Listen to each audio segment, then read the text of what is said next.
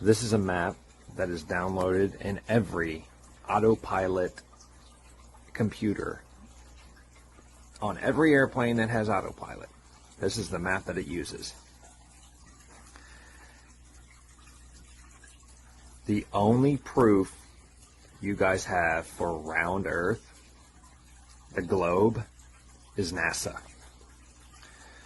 No information you have ever received has come from anywhere but NASA. NASA in Hebrew means to deceive. This is Antarctica. If you do measurements for distances on how long flights are on this map, are identical to flight times that you look up on the internet. Do your research. It's not a globe.